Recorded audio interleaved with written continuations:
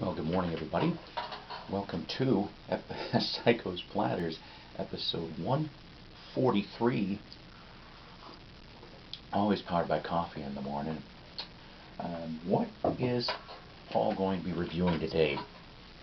Well, I've heard so many nice things about this, so I went off and I searched, over the last week, and finally found a copy of Elvis's Way Down in the Jungle Room. It's a double CD from RCA Sony Legacy. I have been a huge Elvis fan, honestly, since the mid-70s. I'd say about 75, 76 is when I started to appreciate him at about age 8 or 9.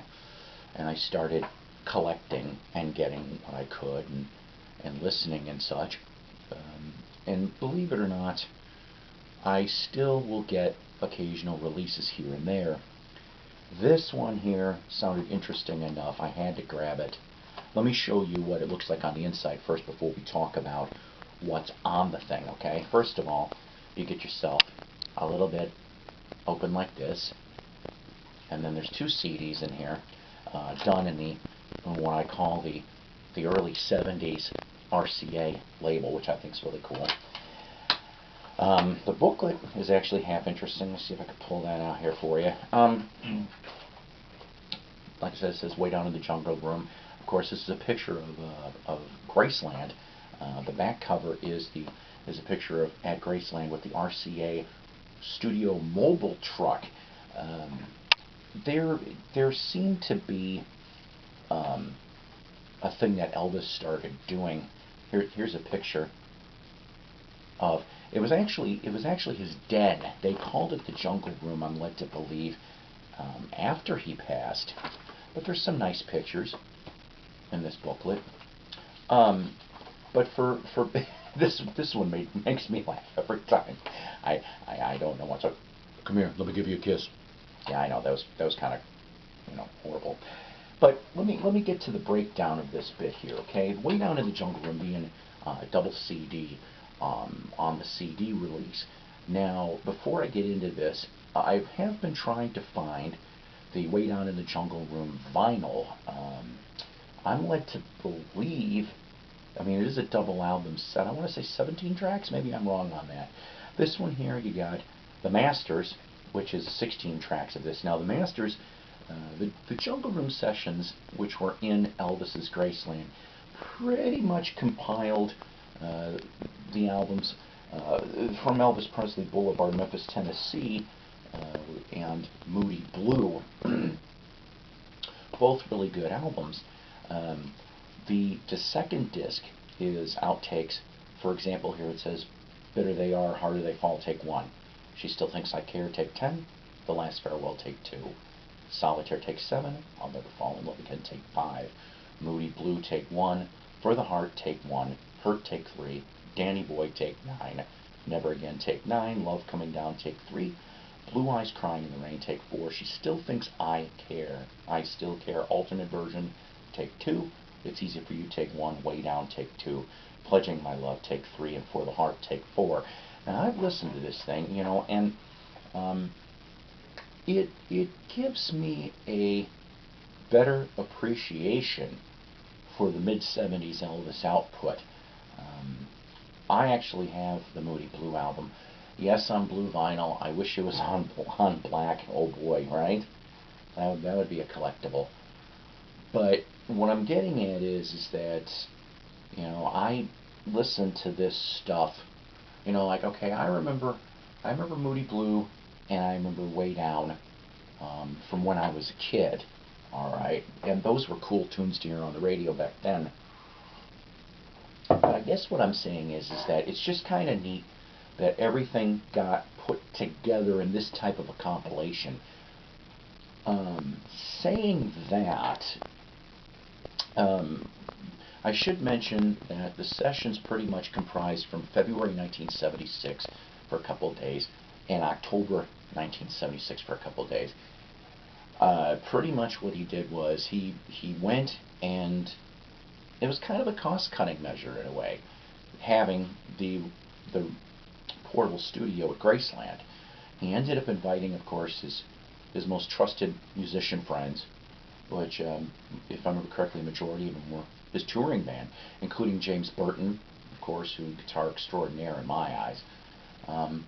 But with this particular CD comp, what really kind of made it for me interesting in itself, now I know it says on the CD packaging, alternate takes and stuff like that, but it didn't say the word unreleased, which, okay, fine. You know, for example, we're going to disc to the outtakes here, okay? A lot of these takes were already previously released on different CD box sets or formats, most of them going from anywhere from the mid to late 90s all the way up to, I think I saw one that was put out in 2013. Which one was it that was put out in 2013? Oh, Moody Blue Take 1, which was put out on the Moody Blue re-release December 2013. And I'm sitting here and I'm going, okay, well, knowing that, I mean, I'm not exactly complaining. I'm not. This is a beautiful release. If you've never heard this material before, I suggest go getting it. Because it's going to probably be the best compilation of that mid-70s Elvis output that you're going to get. So what is Psyko babbling about now? What I'm curious about is this. Knowing that we're getting compilations like this that are still at least of very good quality and some thought put into it from Elvis Presley Enterprise and RCA, have we scraped the bottom of the barrel? That's not an insult. It's just I'm asking. You know, he's been gone since '77. The last studio session he did, if I remember correctly, was Halloween of '76. He'll have to go, was I think the last song he ever did. Is everything pretty much put out? I've asked this for a while. But there are some things over the years that I've heard of, that I've read of, that maybe haven't seen the light of day yet. Now, what do I mean? Okay. Well, let's go backwards a little bit in the chronological timeline. I remember reading back even in the 80s that one of Elvis's army friends over in Germany had a tape recorder going back there and recorded Elvis singing at a party. It was a small party, but needless to say, supposedly there's an existing tape of him from the late 50s, you know, in his army days. Where's that? I'd like to hear that one, wouldn't you? Even if it is informal. I mean, let's face it. What was it? What was it? Elvis Presley by the Presleys, the one that had the ABC special a few years ago, where Linda Thompson found those 3 tracks on that cassette recorder from '74. That was informal, right? So, you know, we'd like to hear some of that stuff. Another one that I remember reading, I think this was in Goldmine magazine. I could have sworn this was in Goldmine in the 80s or early 90s, about someone bought at a storage auction. Okay, so storage auctions, you know, in storage sheds, that someone bought a file cabinet, and inside the file cabinet was boxes of audio tape and other paperwork. To lean towards that, it was owned by Vernon Presley. This was after Vernon's death in '79. This guy did not know, you know, what was in the file cabinet. He bought it and found these things. Is that unreleased Elvis stuff? We're led to believe so. I think there was some scribbles on some of those tapes in regards to that. Where's that stuff? And then I have a personal story. Well, a sort of personal story, okay? When I was 12, 13, 14 years old, somewhere around there, So let's go 80-81 for this story, okay? I used to go to Full Circle Records in Crystal Lake, Illinois. Skip, at one point or another, was co-owning the store with a dude named Ken. Sorry, I don't remember his last name. Ken told me a story about how he went to Graceland in 1975. The trash was out, and he happened to dig through the trash, and he found 8 one-sided 78s. They were in the garbage. We don't know why they were in the garbage, but they were in the garbage. 7 of them were in decent shape. 1 was cracked. He told me that some of them were handwritten white labels. Some labels, like 1 or 2 of them, were typed. But needless to say, they were one-sided 78s. And he took them home. I think somebody at Graceland saw what he was doing and tried to give a little bit of a chase, but he managed to get out of that one. And I remember distinctly hearing in 1980 or 81, he put snippets of these tunes on a cassette tape for me to listen to. Now, alright, fine, I'll admit, back then I was only 13, 14 years old.